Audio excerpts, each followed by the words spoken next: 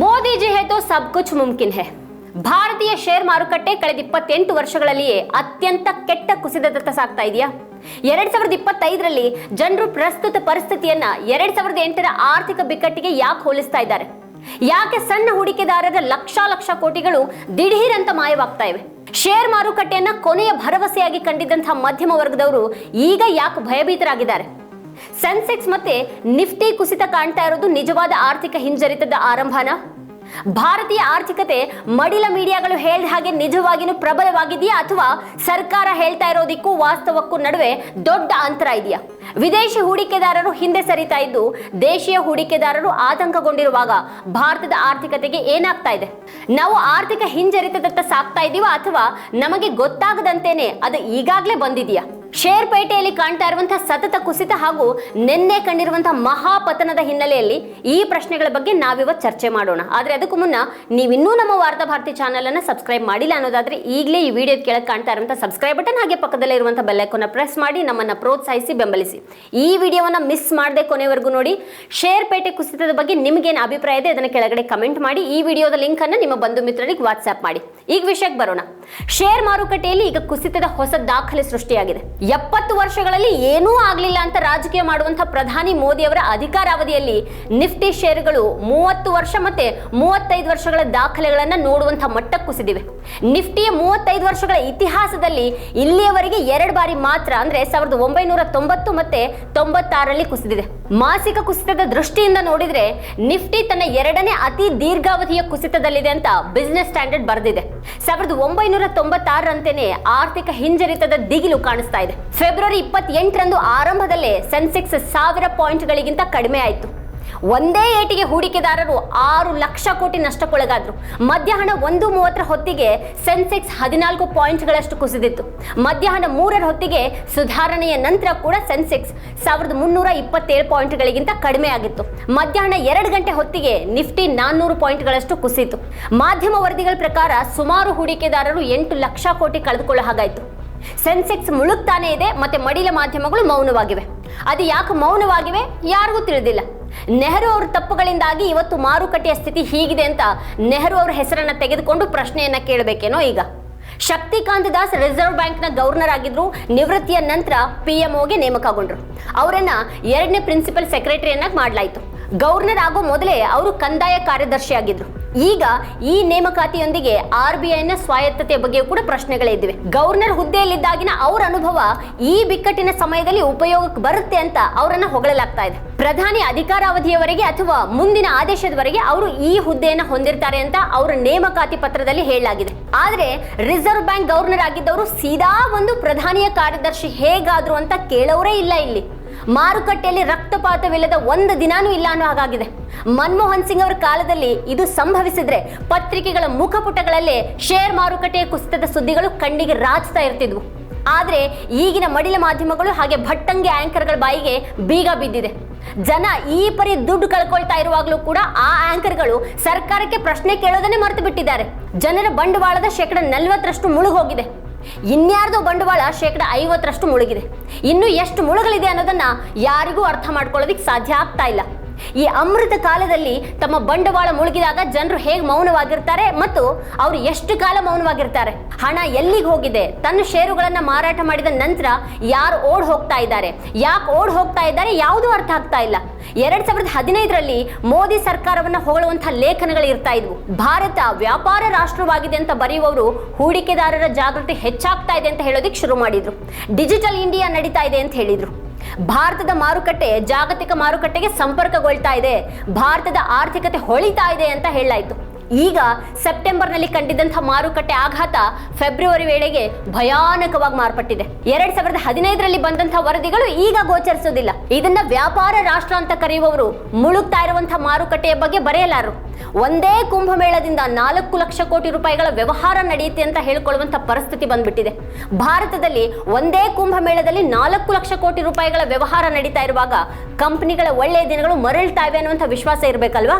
ಹಾಗಾದ್ರೆ ಭಾರತೀಯ ವ್ಯವಹಾರದಲ್ಲಿ ವಿದೇಶಿ ಹೂಡಿಕೆದಾರರ ವಿಶ್ವಾಸ ಯಾಕೆ ಅಲಗಾಡ್ತಾ ಇದೆ? ವಿದೇಶಿ ಹೂಡಿಕೆದಾರರು ಪ್ರಚಾರದ ಆಟವನ್ನ ಅರ್ಥ ಮಾಡಿಕೊಂಡು ತಮ್ಮ ಚೀಲವನ್ನ ಎತ್ಕೊಂಡು ಯಾಕೆ ಓಡ್ ಹೋಗ್ತಾ ಇದ್ದಾರೆ? ಬಲೂನ್ ಗಾಳಿಯಿಂದ ತುಂಬಿದೆ ಅಂತ ಅವ್ರು ಅರ್ಥ ಮಾಡ್ಕೊಂಡಿದ್ದಾರೆ. ಕಂಪನಿಗಳ ಮೌಲ್ಯಮಾಪನಗಳನ್ನು ಉತ್ಪ್ರೇಕ್ಷಿಸಲಾಗಿರೋದನ್ನ ಅವರು ತಿಳಿದಿದ್ದಾರೆ. ಹಾಗಿದ್ದಲ್ಲಿ ಇದು ಭಾರತದ ಬೆಳವಣಿಗೆಯ ಕಥೆ ಕೆಳಮುಖವಾಗ್ತಾ ಇದೆ ಅನ್ನೋದರ ಸೂಚನೆ. ದೇಶೀಯ ಹೂಡಿಕೆದಾರರ ಬಲದ ಮೇಲೆ ಈ ಮಾರುಕಟ್ಟೆಯನ್ನು ಎಷ್ಟು ಕಾಲ ಉಳಿಸಬಹುದು? ಡಾಲರ್ಗಳನ್ನು ಖರೀದಿಸುವ ಮೂಲಕ ರಿಸರ್ವ್ ಬ್ಯಾಂಕ್ ಎಷ್ಟು ಕಾಲ ರೂಪಾಯಿಯನ್ನ ಕುಸಿತದಿಂದ ಪಾರು ಮಾಡಬಹುದು? ತಕ್ಷಣಕ್ಕೆ ಯಾವುದೇ ಆಶಾಕಿರಣ ಅಂತೂ ಕಾಣ್ತಾ ಇಲ್ಲ. ಸಣ್ಣ ಮತ್ತೆ ಮಧ್ಯಮ ಬಂಡವಾಳ ಷೇರುಗಳು ಕುಸಿದು ಹೋಗ್ತಾ ಇವೆ. ಅವುಗಳ ಮಾರಾಟ ನಿಲ್ತಾ ಇಲ್ಲ. ವಿದೇಶಿ ಹೂಡಿಕೆದಾರರು ತಮ್ಮ ಹಣವನ್ನ ಹಿಂಪಡಿತಾ ಇದ್ದಾರೆ ಅಂತ ಫೈನಾನ್ಷಿಯಲ್ ಟೈಮ್ಸ್ ನ ಪತ್ರಕರ್ತೆ ವೀಣಾ ವೇಣುಗೋಪಾಲ್ ಅವರು ಬರೆದಿದ್ದಾರೆ. ಭಾರತೀಯ ಮಾರುಕಟ್ಟೆ ದೇಶೀಯ ಹೂಡಿಕೆದಾರರೊಂದಿಗೆ ಉತ್ತೇಜಿಸಲ್ಪಡ್ತಾ ಇದೆ. ಆದ್ರೆ ಮಾರುಕಟ್ಟೆ ಮತ್ತಷ್ಟು ಕುಸಿತಾನೆ ಇದ್ರೆ ಹೂಡಿಕೆದಾರರು ಮ್ಯೂಚುವಲ್ ಫಂಡ್ಗಳು ಮತ್ತೆ SIPಗಳಿಂದ ಹಣವನ್ನ ಹಿಂಪಡೆಯೋದಕ್ಕೆ ಪ್ರಾರಂಭ ಮಾಡ್ತಾರೆ ಮತ್ತೆ ಅವುಗಳಲ್ಲಿ ಹೂಡಿಕೆ ಮಾಡೋದನ್ನ ನಿಲ್ಲಿಸ್ತಾರೆ ಅನ್ನುವಂಥ ಆತಂಕವನ್ನು ಅವರು ವ್ಯಕ್ತಪಡಿಸಿದ್ದಾರೆ. ದೇಶೀಯ ಹೂಡಿಕೆದಾರರು ಹೂಡಿಕೆ ಮಾಡ್ತಾ ಇರುವಾಗ ವಿದೇಶಿ ಹೂಡಿಕೆದಾರರು ಹಣವನ್ನ ಹಿಂಪಡಿತಾ ಇದ್ದಾರೆ ಅನ್ನುವಂಥ ವರದಿಗಳಿವೆ. ಫೆಬ್ರವರಿ 18ರ ಸುದ್ದಿಯ ಪ್ರಕಾರ ಕಳೆದ 1.5 ತಿಂಗಳಲ್ಲಿ LICಯ ಶೇರ್ಗಳ ಒಟ್ಟು ಮೌಲ್ಯ 84,000 ಕೋಟಿ ರೂಪಾಯಿಗಳಷ್ಟು ಕಡಿಮೆ ಆಗಿದೆ. 2024ರ ಡಿಸೆಂಬರ್ ತ್ರೈಮಾಸಿಕದಲ್ಲಿ ಪಟ್ಟಿ ಮಾಡಿದಂಥ ಕಂಪನಿಗಳಲ್ಲಿ LIC ಮಾಡಿದಂಥ ಹೂಡಿಕೆ ಒಟ್ಟು ಮೌಲ್ಯ 14.7 ಲಕ್ಷ ಕೋಟಿ ರೂಪಾಯಿಗಳಷ್ಟಿತ್ತು. ಫೆಬ್ರವರಿ 18ರ ಹೊತ್ತಿಗೆ ಅದು 13.87 ಲಕ್ಷ ಕೋಟಿ ರೂಪಾಯಿಗಳಿಗೆ ಇಳಿದಿದೆ ಅಂತ ಬಿಸಿನೆಸ್ ಸ್ಟ್ಯಾಂಡರ್ಡ್ ವರದಿ ಮಾಡಿದೆ. LIC ಪಾಲನ್ನು ಹೊಂದಿರುವಂತಹ ಹಲವು ಕಂಪನಿಗಳ ಷೇರುಗಳು ಕುಸಿದಿವೆ ಅಂತ ವರದಿಯಾಗಿದೆ. ITC, L&T ಮತ್ತೆ SBIಗಳಲ್ಲಿ ಅತಿ ದೊಡ್ಡ ಕುಸಿತ ಕಂಡು ಬಂದಿದೆ. ಇದರಿಂದಾಗಿ LIC, ITCಯಲ್ಲಿ ಸುಮಾರು 12,000 ಕೋಟಿ, L&Tಯಲ್ಲಿ 6,700 ಕೋಟಿ ರೂಪಾಯಿ ಮತ್ತೆ SBIನಲ್ಲಿ 5,650 ಕೋಟಿ ನಷ್ಟ ಅನುಭವಿಸಿದೆ.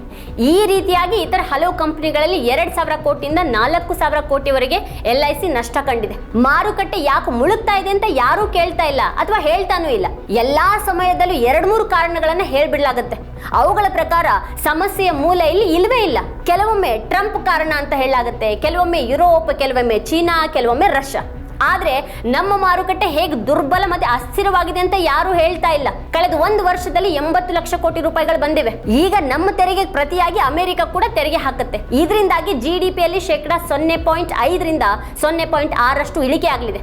ಭಾರತ ಸರ್ಕಾರ ಸಾರ್ವಜನಿಕವಾಗಿ ಏನನ್ನು ಹೇಳ್ತಾ ಇಲ್ಲ. ಈಗ ಸುದ್ದಿ ಏನು ಅಂತಂದ್ರೆ ಯುರೋಪಿಯನ್ ಒಕ್ಕೂಟ ಕಾರುಗಳು ಮತ್ತೆ ವೈನ್ ಮೇಲಿನ ತೆರಿಗೆನ ತಗ್ಗಿಸೋದಕ್ಕೆ ಭಾರತದ ಮೇಲೆ ಒತ್ತಡ ಹೇರ್ತಾ ಇದೆ. ನಿರ್ಮಲಾ ಸೀತಾರಾಮನ್ ಸೇರಿದಂತೆ ಈ ಸರ್ಕಾರಕ್ಕೆ ತೆರಿಗೆ ಹಾಕೋದ್ರ ಬಗ್ಗೆ ಈಗಾಗಲೇ ತಿಳಿದಿತ್ತು. ಒಂದ್ ಕಡೆಗೆ GDP ಕುಸಿತ, ಬೆಲೆ ಏರಿಕೆ ಸೇರಿದ್ರೆ ಇನ್ನಷ್ಟು ಕಂಗೆಡುವಂತಹ ಸ್ಥಿತಿ ಇದೆ. ಹಾಗಿದ್ರೆ ಈ ದೇಶದ ಪರಿಸ್ಥಿತಿ ಏನಾಗಬಹುದು? ದೇಶ ಎಂಥ ಅಪಾಯದತ್ತ ಸಾಗ್ತಾ ಇದೆ ಅಂತ ಜನರಿಗೆ ಅರ್ಥ ಆಗ್ತಾ ಇಲ್ಲ. ನೋಟ್ ಬ್ಯಾನ್, ಕಳಪೆ GST ಮತ್ತೆ ಈಗ ಈ ತೆರಿಗೆ ಮತ್ತೆ ಇದಕ್ಕೂ ಮುಂಚಿನ ಯೋಜಿತವಲ್ಲದ ಲಾಕ್ಡೌನ್ ಅತಿ ಸಣ್ಣ ಮತ್ತೆ ಮಧ್ಯಮ ಉದ್ಯಮಗಳು ಅಂದ್ರೆ MSME ನೋಟ್ ಬ್ಯಾನ್ ನಲ್ಲಿ ಸಂಪೂರ್ಣವಾಗಿ ನಾಶ ಆದವು. ಉದ್ಯೋಗಗಳನ್ನು ಒದಗಿಸುವಂತಹ ಸಣ್ಣ ಕೈಗಾರಿಕೆಗಳು ಸರಿಯಾಗಿ ಪ್ಲಾನ್ ಮಾಡದೆ ಲಾಕ್ಡೌನ್ ನಲ್ಲಿ ಹೋದವು. ಉಳಿದಿದ್ದಂಥ ಸಣ್ಣ ಕೈಗಾರಿಕೆಗಳು ಲಾಕ್ಡೌನ್ ನಿಂದಾಗಿ ಮುಳುಗೋದು. ಈಗ ಹೂಡಿಕೆದಾರರ ಎದುರು ಭಾರತದ ಆರ್ಥಿಕತೆಯ ಸತ್ಯ ಬಟಾ ಬಯಲಾಗ್ತಾ ಇದೆ. ವರದಿಯ ಪ್ರಕಾರ ಭಾರತದಲ್ಲಿ 100 ಕೋಟಿ ಜನರ ಬಳಿ ಖರ್ಚು ಮಾಡೋದಿಕ್ಕೆ ಹಣ ಇಲ್ಲ. ಇದು ಭಾರತದ ದೊಡ್ಡ ಜನಸಂಖ್ಯೆಯ ಸ್ಥಿತಿ. ಇವತ್ತು ಭಾರತ ಸ್ವಾವಲಂಬಿಯಾಗಿದ್ರೆ ಟ್ರಂಪ್ ಬೆದರಿಕೆಯಿಂದಾಗಿ ಮಾರುಕಟ್ಟೆ ಈ ರೀತಿ ಕುಸಿತಾ ಇರಲಿಲ್ಲ. ಜನರ ಬಳಿ ಆಹಾರ ಖರೀದಿ ಮಾಡೋದಿಕ್ಕೆ ಹಣ ಇಲ್ಲ. ಮತ್ತೆ ಪ್ರಧಾನಿ ಬೊಜ್ಜಿನ ವಿರುದ್ಧ ಅಭಿಯಾನ ನಡೆಸ್ತಾ ಇದ್ದಾರೆ. ಅವರನ್ನ ಹೊಗಳುವಂತ ಜನರನ್ನ ಪರಿಣಿತರ ಸಮಿತಿಗೆ ನಾಮನಿರ್ದೇಶನ ಮಾಡ್ತಾ ಇದ್ದಾರೆ. ಪ್ಲೇಟ್ಗಳನ್ನ ಬಾರಿಸೋ ಮೂಲಕ ಕರೋನಾ ದೂರ ಆಗುತ್ತೆ, ನಾಮನಿರ್ದೇಶನ ಮಾಡೋ ಮೂಲಕ ಬೊಜ್ಜು ಕಡಿಮೆ ಆಗುತ್ತೆ. ಎಂಥ ಅವಸ್ಥೆ ನಮ್ದು. ಮಾರುಕಟ್ಟೆ ಏರ್ತಾ ಇದೆ ಅಂತ ಎಲ್ಲರೂ ಒಂದು ಚಾನ್ಸ್ ನೋಡೋದಕ್ಕೆ ಬಯಸಿದ್ರು. ಡಿಮ್ಯಾಟ್ ಖಾತೆಗಳನ್ನು ತೆರೆಯೋದು ಜೋರಾಯಿತು. ಜನರು ಬ್ಯಾಂಕ್ಗಳಿಂದ ಹಣ ಹಿಂಪಡೆದು ಶೇರ್ ಮಾರುಕಟ್ಟೆಯಲ್ಲಿ ಹೂಡಿಕೆ ಮಾಡೋದಕ್ಕೆ ಪ್ರಾರಂಭ ಮಾಡಿದ್ರು. 2019ರಲ್ಲಿ 4 ಕೋಟಿ ಹೊಸ ಡಿಮ್ಯಾಟ್ ಖಾತೆಗಳನ್ನು ತೆರೆಯಲಾಯಿತು.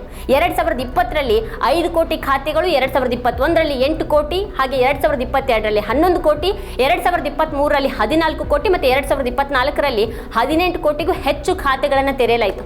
ಜನರು ಮಾರುಕಟ್ಟೆಯ ಕಡೆಗೆ ಎಷ್ಟು ವೇಗವಾಗಿ ಧಾವಿಸ್ತಾ ಇದ್ರು ಅಂತಂದ್ರೆ ಅಲ್ಲಿ ಹಣದ ಮಳೆ ಬೀಳಲಿದೆ ಅನ್ನೋ ಹಾಗಿತ್ತು. ಆದ್ರೆ ಈಗ ಎಲ್ಲಾನು ಮುಳುಗಿ ಹೋಗ್ತಾ ಇದೆ. ಮಾರುಕಟ್ಟೆ ಏರ್ದಾಗ ಕ್ರೆಡಿಟ್ ತೆಗೆದುಕೊಳ್ಳೋದಿಕ್ಕೆ ಬರೋರು ಅದು ಮುಳುಗಿದಾಗ ಓಡ್ ಹೋಗ್ತಾರೆ. ಮಾರುಕಟ್ಟೆ ಏರ್ದಾಗ ಅದು ಮೋದಿಯಿಂದಾಗಿ, ಅದೇ ಬಿದ್ದಾಗ ಅದಕ್ಕೆ ಕಾರಣ ಟ್ರಂಪ್ ಅಂತ ಬೆರಳು ಮಾಡಲಾಗುತ್ತೆ. ಇದ್ರ ನಡುವೆ ಹಣ ಕಳೆದುಕೊಂಡವರ ಕಥೆಯನ್ನ ಕೇಳೋದಿಕ್ಕೆ ಯಾರಿದ್ದಾರೆ? ಕಳೆದ 5 ದಿನಗಳಲ್ಲಿ ಸೆನ್ಸೆಕ್ಸ್ ಶೇಕಡ 25ರಷ್ಟು ಕುಸಿತು. ಹಾಗೆ ಕಳೆದ 6 ತಿಂಗಳಲ್ಲಿ ಸೆನ್ಸೆಕ್ಸ್ ಸುಮಾರು ಶೇಕಡ 11ರಷ್ಟು ಕುಸಿತು. 2024ರ ಸೆಪ್ಟೆಂಬರ್ 27ರಂದು ಸೆನ್ಸೆಕ್ಸ್ 85,000ಕ್ಕಿಂತ ಹೆಚ್ಚಾಯಿತು. ಈಗದು ಈ ವರ್ಷ 73,000ಕ್ಕಿಂತ ಕಡಿಮೆ ಆಗಿದೆ. 2 ತಿಂಗಳಲ್ಲಿ ಸೆನ್ಸೆಕ್ಸ್ 6ಕ್ಕೂ ಹೆಚ್ಚು ಬಾರಿ ಕುಸಿದಿದೆ. ನಿಫ್ಟಿಯ 28ರಿಂದ 30 ವರ್ಷಗಳ ಕುಸಿತದ ದಾಖಲೆ ಕೂಡ ಮುರಿದಿದೆ. ಚಿಂತೆ ಮಾಡಬೇಡಿ ಅಂತ ಹಣಕಾಸು ಸಚಿವಾಲಯದಿಂದ ಯಾವುದೇ ಹೇಳಿಕೆ ಬಂದಿಲ್ಲ. ಆದ್ರೆ ಅಮೆರಿಕಾದಲ್ಲಿ ಭಾರತದ ರಾಯಭಾರಿ ವಿನಯ್ ಮೋಹನ್ ಕ್ವಾತ್ರಾ ಅವರು ಹಣಕಾಸು ಸಚಿವರನ್ನ ಭೇಟಿಯಾದ ಫೋಟೋ ಮಾತ್ರ ಬರುತ್ತೆ. ಈ ಫೋಟೋವನ್ನ ನೋಡ್ಕೊಂಡು ಜನ ಏನ್ ಮಾಡ್ಬೇಕು ಅಂತ ಯಾರಿಗೂ ಗೊತ್ತಿಲ್ಲ. ಡಾಲರ್ ಎದುರು ರೂಪಾಯಿ ಕುಸಿತಾನೇ ಇದೆ. ಇದು ಉತ್ತಮ ಶಿಕ್ಷಣ ಪಡೆಯೋದಕ್ಕೆ ವಿದೇಶಿ ವಿಶ್ವವಿದ್ಯಾಲಯಗಳಲ್ಲಿ ಓದ್ತಾ ಇರುವಂತಹ ಮಕ್ಕಳ ಮೇಲೆ ಪರಿಣಾಮ ಬೀರುತ್ತೆ. ಅವ್ರ ಶುಲ್ಕ ಹೆಚ್ಚಾಗುತ್ತೆ. ಸಾಲ ಪಡೆದು ಕಳಿಸಿದವ್ರ ಸ್ಥಿತಿ ಇನ್ನಷ್ಟು ಹದಗೆಡುತ್ತೆ. ವಿದ್ಯಾರ್ಥಿಗಳು ಸಾಲ ಮರುಪಾವತಿ ಮಾಡೋದಕ್ಕೆ ಹೆಚ್ಚು ಸಮಯ ಹಿಡಿಯುತ್ತೆ. ಈಗ ವಿದ್ಯಾರ್ಥಿಗಳು 1 ಕೋಟಿ ಸಾಲಕ್ಕೆ 5 ಲಕ್ಷ ಹೆಚ್ಚು ಖರ್ಚು ಮಾಡಬೇಕಾಗುತ್ತೆ. ಭಾರತದಲ್ಲಿ ಬರೀ 3ನೇ ದರ್ಜೆ ಕಳಪೆ ಕಾಲೇಜುಗಳೇ ತುಂಬ ಹೋಗಿವೆ. ಶಿಕ್ಷಣದ ಗುಣಮಟ್ಟದ ಮೇಲೆ ಇಲ್ಲಿ ಚರ್ಚೆ ನಡೆಯೋದಿಲ್ಲ. ಶಿಕ್ಷಣದ ಸ್ಥಿತಿ ಎಷ್ಟು ಕೆಟ್ಟದಾಗಿದೆ ಅನ್ನೋದನ್ನ ಯಾರು ಒಪ್ಕೊಳ್ಳೋದಕ್ಕೆ ರೆಡಿ ಇಲ್ಲ. ಆದ್ರೆ ಅವರು ಧರ್ಮವನ್ನ ಭಾಷೆಯೊಂದಿಗೆ ಬರೆಸ್ತಿದ್ದಾರೆ. ದ್ವೇಷದ ಇಟ್ಟಿಗೆಗಳ ಮೇಲೆ ಸಂಭ್ರಮಿಸುವಂತಹ ಧಾರ್ಮಿಕ ಅಮಲ್ ಇದೆ. ಪ್ರತಿಯೊಬ್ಬ ಉತ್ತಮ ವಿದ್ಯಾರ್ಥಿಯು ವಿದೇಶಕ್ಕೆ ಹೋಗೋದಿಕ್ಕೆ ಕೋಟ್ಯಾಂತರ ರೂಪಾಯಿಗಳನ್ನ ಖರ್ಚು ಮಾಡಬೇಕಾಗಿದೆ, ಸಾಲ ಮಾಡಬೇಕಾಗಿದೆ. ಇದ್ರ ಬಗ್ಗೆ ಯಾವುದೇ ಚರ್ಚೆ ಇಲ್ಲ. ಮಡಿಲ ಮಾಧ್ಯಮಗಳು ಕುಂಭಮೇಳದಲ್ಲಿ ಮುಳುಗಿ ಹೇಳ್ತಾ ಇರ್ತವೆ. ಸ್ನಾನದ ಫೋಟೋಗಳನ್ನ ಪೋಸ್ಟ್ ಮಾಡಲಾಗುತ್ತೆ. ಹೀಗಿರುವಾಗ ಕಳೆದುಕೊಂಡ ಹಣದ ಬಗ್ಗೆ, ಆಗಿರುವಂತಹ ನಷ್ಟದ ಬಗ್ಗೆ ದುಃಖ ತೋಡ್ಕೊಳ್ಳೋದಕ್ಕೆ ಅವಕಾಶ ಎಲ್ಲಿದೆ ನಮಗೆ? ಕಳೆದುಕೊಂಡವ್ರ ಗೋಳು ಕೇಳೋರು ಯಾರಿದ್ದಾರೆ? ಇದೆ ಈ ಹೊತ್ತಿನ ಸ್ಪೆಷಲ್. ನೋಡ್ತಾ ಇರಿ ವಾರ್ತಾಭಾರತಿ. ನೀವಿನ್ನು ವಾರ್ತಾಭಾರತಿ ಯೂಟ್ಯೂಬ್ ಚಾನಲ್ ಅನ್ನ ಸಬ್ಸ್ಕ್ರೈಬ್ ಮಾಡಿಲ್ಲ ಅನ್ನೋದಾದ್ರೆ ಈ ಕೂಡಲೇ ಸಬ್ಸ್ಕ್ರೈಬ್ ಮಾಡಿ, ಹಾಗೆ ಪಕ್ಕದಲ್ಲಿರುವಂತಹ ಬೆಲ್ ಐಕಾನ್ ಪ್ರೆಸ್ ಮಾಡಿ ನಮ್ಮನ್ನ ಬೆಂಬಲಿಸಿ.